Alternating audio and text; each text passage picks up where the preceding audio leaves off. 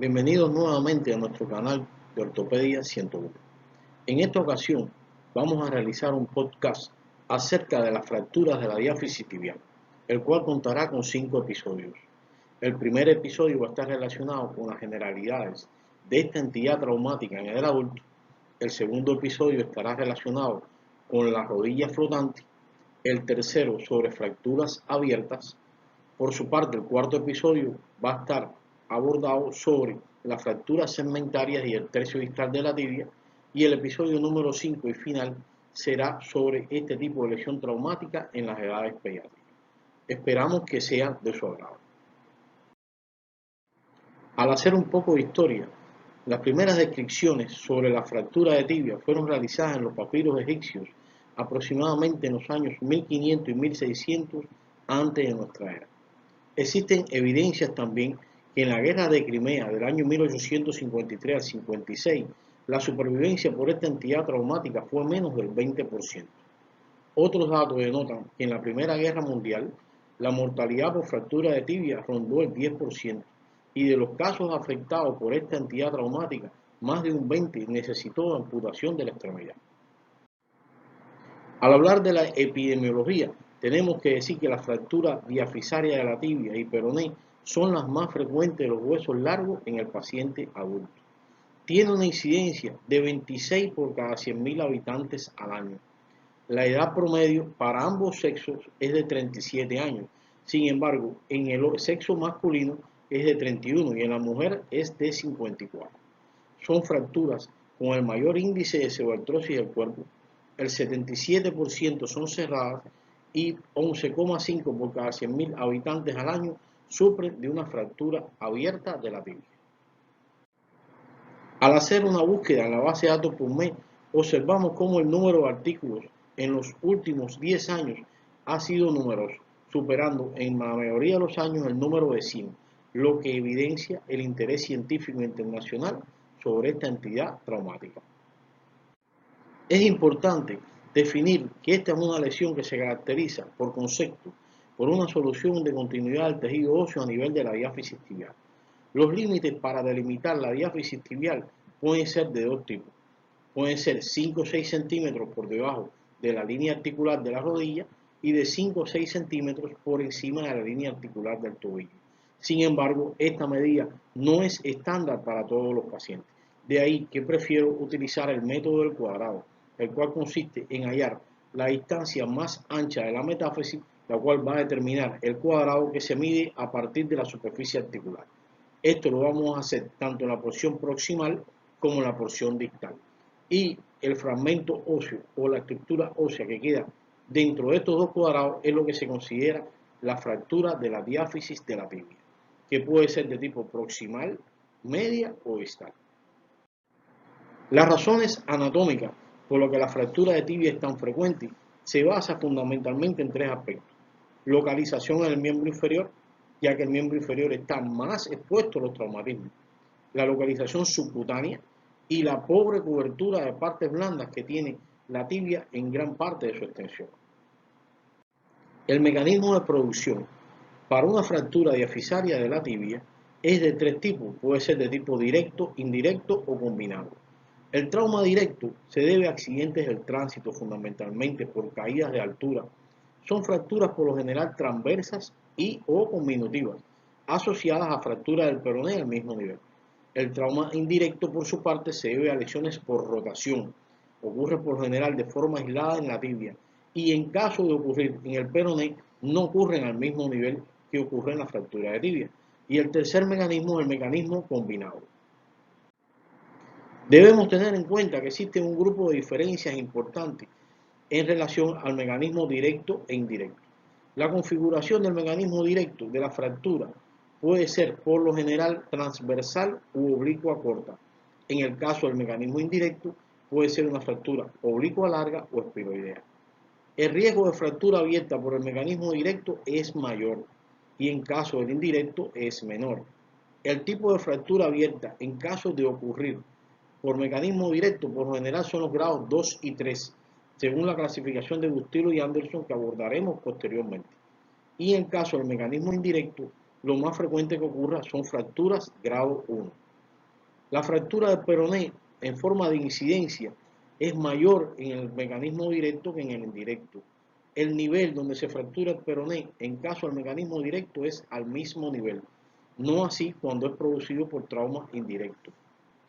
El daño de partes blandas es mayor en pacientes con mecanismo directo que aquellos que presentan un mecanismo indirecto, y la posibilidad de síndrome compartimental es mayor en aquellos pacientes que sufren trauma directo que aquellos que sufren trauma indirecto. El diagnóstico positivo de un paciente con fractura de la diáfisis tibial se basa en tres aspectos fundamentales: el antecedente, el cuadro clínico y los exámenes complementarios, que en este caso van a ser los de tipo imagenológicos. El antecedente de un trauma directo e indirecto o combinado. Son pacientes que son traídos al cuerpo de guardia refiriendo dolor e incapacidad para la marcha. A la inspección vamos a observar acortamiento, rotación, ensanchamiento de la pierna. Puede tener heridas que comuniquen o no con el foco de fractura, y también pueden existir cambios de coloración. A la palpación podemos detectar dolor, movilidad normal y crepitación. Debemos recordar que estos dos últimos signos no deben ser explorados cuando contamos con servicios de imagenología, ya que puede aumentar el daño de las partes blandas. Siguiendo con el diagnóstico positivo, específicamente el cuadro clínico, es de gran importancia el examen vascular y nervioso, que tiene que tener en cuenta la temperatura, si hay presencia de los pulsos, que los mismos estén sincrónicos, que el paciente presente una movilidad activa de la extremidad y la exploración sensitiva de la misma. También es de gran importancia realizar un examen físico general, ya que se trata de pacientes que sufren traumas de alta energía y que pueden tener en algunas ocasiones daños asociados. Como examen complementario habíamos hablado que son los de tipo imagenológico, específicamente las radiografías de la tibia o de la pierna como tal, en proyecciones anteroposterior y lateral. Se deben incluir las articulaciones tanto proximal como distal, en este caso la rodilla y el tobillo. La imagen de resonancia magnética y la tomografía axial computarizada solo van a estar reservadas para pacientes que presentan fracturas ocultas, no desplazadas, con participación intraarticular, extensión metafisaria y fracturas de estrés. La arteriografía, por su parte, solo estará justificada en aquellos pacientes que se sospeche una lesión de tipo vascular. Es importante conocer en este tipo de pacientes con fractura de la diáfisis y de la tibia de que existen signos de trauma de alta energía. Entre ellos tenemos fractura de tibia y peroné al mismo nivel, lo cual denota un trauma por cizallamiento. Fracturas segmentarias, ya que son traumas de alta energía. Fractura con pérdida de sustancia ósea. Fracturas ipsilaterales, lo que se conoce como rodilla flotante, para lo cual vamos a abordar el episodio número 2 de este podcast. Presencia de síndrome compartimental. Aquellas fracturas que son producidas por un mecanismo de compresión, y aquellos pacientes que presentan fractura de tibia con daño severo de las partes blandas. Estos son signos de alta energía y que deben ser evaluados con mucha minuciosidad en todo tipo de enfermos por la cantidad de lesiones que pudiera tener y la gravedad de las mismas. Existen un número de clasificaciones muy importantes a dominar en pacientes que sufren de fractura de la diáfisis tibial. Pueden ser basadas de acuerdo a la localización en tercio proximal, medio e inferior. Según la configuración puede ser transversa, espiroidea, oblicua o de forma conminutiva. Para la fractura cerrada de la diáfisis tibial se puede utilizar la clasificación de Skerner. También es de utilidad la clasificación de Ellis, y para el caso de fracturas abiertas, una de las más empleadas es la de clasificación de Gustilo y Anderson. También existen otras clasificaciones como la propuesta por el grupo AO y según el grado de conminución, que fue la descrita por Winkins y Hansen. Al hablar de la clasificación de Ellis, esta la divide en tres grandes grupos: simple, moderada y severa. La fractura simple, según Ellis, son aquellas fracturas no desplazadas, no anguladas, con ligera conminución, y en caso que se presente fractura abierta, por lo general son grado 1. El tiempo de consolidación promedio es de 10 semanas y solo un 2% presenta retardo de la consolidación y serotrosis. Las moderadas, por su parte, tienen un desplazamiento del 50% más, tienen marcada angulación, con minución moderada, aproximadamente un 50% del diámetro del hueso, y si existe fractura abierta puede ser un grado 1 y 2. El tiempo de consolidación promedio es de 15 semanas, con un 11% aproximado de complicaciones como el retardo de la consolidación y la pseudoartrosis. Por su parte, se considera severa cuando existe gran desplazamiento, gran conminución, y si existe fractura, por lo general de tipo abierta, es un grado 2 o 3. El tiempo de consolidación es mayor, acercándose a las 23 semanas, y un 60% de los casos puede presentar retardo de la consolidación y pseudoartrosis.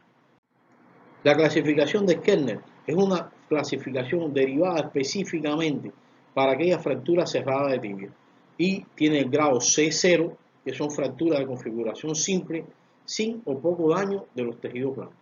El C.1 son fracturas de configuración ligera o moderada con abrasiones superficiales. Recordemos la clasificación de Ellis que nos ayuda a enmarcar qué es una fractura ligera y una fractura moderada.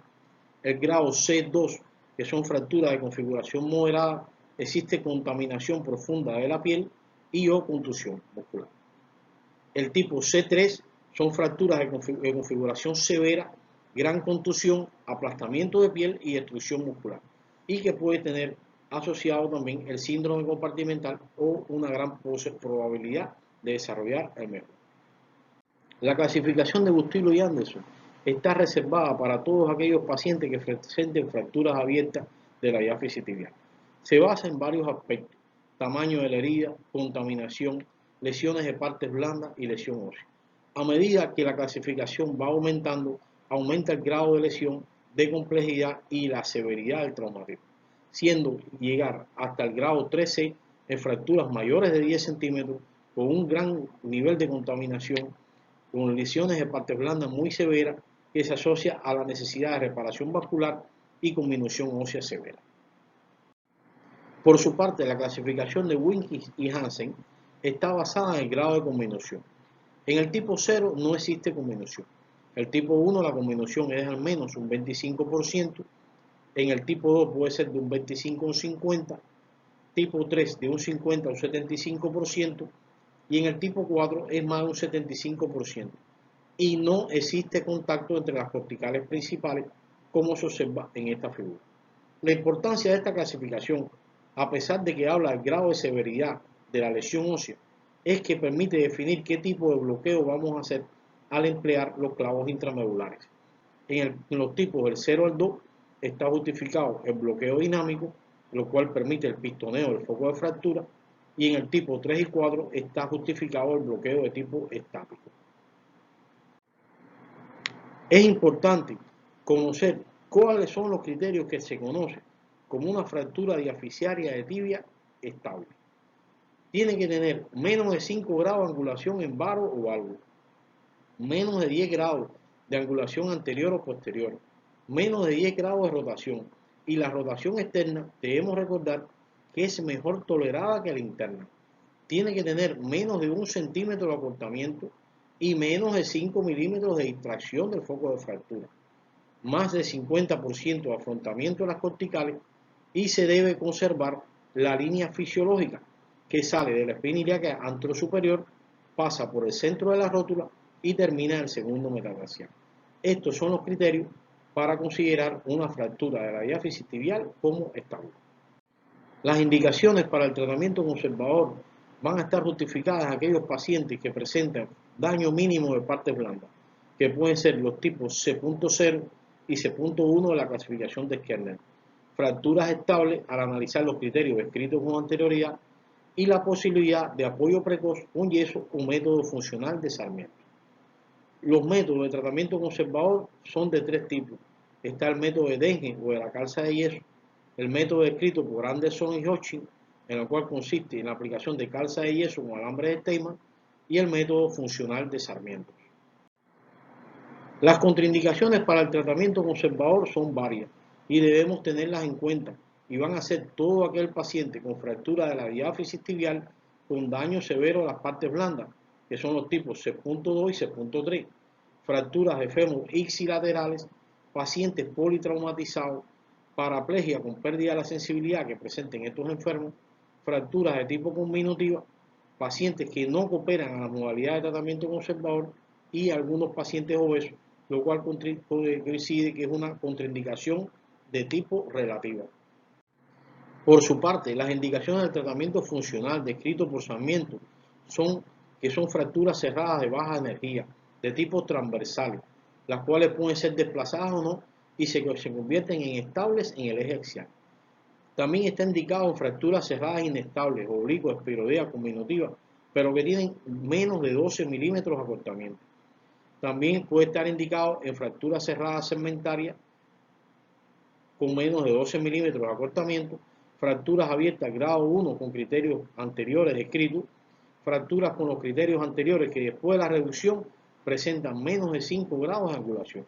Todos estos son criterios para emplear el método funcional descrito por Sarmiento. Sin embargo, existen una serie de contraindicaciones para el tratamiento funcional que pueden ser pacientes con peroné intacto, pacientes politraumatizados, no debe ser empleado este método, y aquellos pacientes con fracturas inestables que presenten más de 12 milímetros de acortamiento. Por su parte, las indicaciones quirúrgicas van a estar justificadas en todos aquellos pacientes que presenten fracturas de alta energía, daño severo de partes blandas, fracturas inestables, fracturas abiertas, presencia de síndrome compartimental, fractura de fémur ipsilateral, imposibilidad de mantener la reducción por los métodos cerrados descritos y la presencia de un peroné intacto, pero esto constituye precisamente una indicación de tipo relativo. Los tipos de osteosíntesis a realizar van a ser enclavijado intramedular rígido, anterógrado, bloqueado, que este es el método estándar de oro. Se pueden emplear también placas percutáneas y tornillos y la fijación externa. Las ventajas de los clavos intramedulares, que es el método de elección, es que permite un mejor control de la alineación, acortamiento, angulación y rotación. Favorece la movilización precoz de la rodilla y el tobillo. Necesita de menos seguimiento y un rápido retorno al trabajo o a la vida normal que realiza el enfermo. Sin embargo, existen un grupo de contraindicaciones que tenemos que tener en cuenta para los pacientes que los que se debe emplear el clavo intramedular, como puede ser canal medular menor de 6 a 7 milímetros, gran contaminación del canal medular, daño severo de partes blandas que comprometa la extremidad, deformidad previa al canal por un trauma, artroplastia de rodilla ipsilateral o artrodesis de la rodilla, ya que estos pacientes para colocar el clavo se necesita dar flexión a la articulación de la rodilla, y pacientes esqueléticamente inmaduros. Estas son algunas de las contraindicaciones para el clavo intramedular anterógrado rígido. Existe una interrogante sobre rimar o no rimar el canal de medular. A favor de rimar tenemos es que permite una rápida consolidación con el aporte de autoinjerto al foco de fractura. Tiene menor incidencia de cirugía secundaria. Permite al rimar usar clavos de mayor grosor y tiene una menor incidencia de rotura del clavo y mala alineación. El sitio de entrada para el clavo intramedular anterógrado va a variar, que puede ser por dos vías, una vía suprapatelar o una vía infrapatelar. Existen algunas diferencias entre estas dos vías que debemos tener en consideración. Por ejemplo, la incidencia de dolor anterior de la rodilla es menor al usar la vía suprapatelar. La posición de la rodilla, en el caso de la vía suprapatelar, es de 20 a 30 grados, como se observa en esta imagen. Al utilizar la vía infrapatelar, tiene que ser de 90 grados para colocar el clavo intramedular. La corrección de la alineación es mejor al utilizar la vía suprapatelar. El tiempo quirúrgico y exposición radiográfica es menor cuando se utiliza la vía suprapatelar, al igual que la curva de aprendizaje al compararlo con la vía infrapatelar. Los resultados y funciones de la vía suprapatelar son ligeramente superiores al de la vía infrapatelar, que también presenta resultados buenos.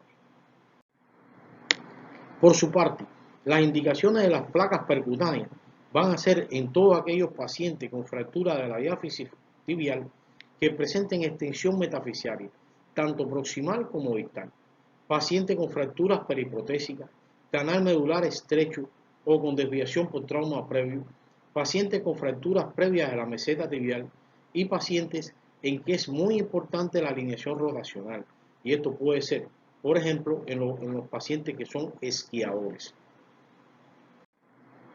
Por su parte, la fijación externa es uno de los métodos más empleados en la fractura de la diáfisis tibial y está justificado su uso en pacientes con fracturas abiertas, en especial los grados 3B y C, pacientes con canal medular estrecho, pacientes esqueléticamente inmaduros. Es importante este método para reducir la rigidez articular.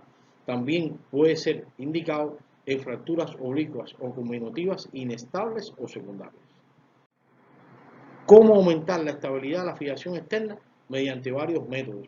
Aumentar el diámetro de los pines, aumentar el número de pines por segmento óseo, disminuir la distancia entre los pines e incrementar la separación grupal de los pines, lo que se conoce como el método de near, near, far, far. También existen otras acciones que debemos hacer para aumentar la estabilidad de la fijación externa, como lo son agregar una segunda barra a los mismos pines, disminuir la distancia de la barra al hueso, aplicar pines en varios planos y aplicar el marco en los planos de mayor tensión. Todas estas son medidas que aumentan la estabilidad de la fijación externa. Existen un gran número de complicaciones relacionadas con la fractura de la diáfisis tibial. Una de ellas es la consolidación viciosa, la cual es más frecuente al emplear el tratamiento conservador y en pacientes que presentan fracturas metafisarias, pseudoartrosis, que se asocian a traumas de alta energía, fracturas abiertas, aquellos pacientes que presentan pérdida de sustancia ósea, infección, tienen peroné intacto, fijación inadecuada y desplazamiento marcado. La rigidez de la rodilla y el tobillo es otra complicación que también está muy asociada al tratamiento conservador, el cual se emplea por un tiempo prolongado en caso de usarse. Otras complicaciones va a ser el dolor anterior de la rodilla, que está íntimamente relacionado con el uso del clavo intramedular. La rotura del clavo intramedular, que también es otra complicación que se observa fundamentalmente cuando no se rima el canal y se emplean clavos de menor diámetro. La presencia de síndrome compartimental, que el compartimento más afectado es el anterior, el daño vascular, en especial de la arteria tibial anterior, y el daño nervioso, precisamente por la lesión del nervio peroneo común, y también se puede presentar como complicación el tromboembolismo grave. Estas son algunas de las complicaciones que pueden presentar los pacientes con fractura de la diáfisis tibial. Aquí mostramos algunas de las referencias bibliográficas en las que nos hemos basado para esta presentación. Esperamos que este tema haya resultado de tu interés. Si te interesan estos temas de ortopedia, por favor suscríbete a nuestro canal si aún no lo has hecho. Comparte esta información con familiares, amigos, colegas. Déjanos tus comentarios. Muchas gracias por tu atención y te esperamos en nuevas presentaciones.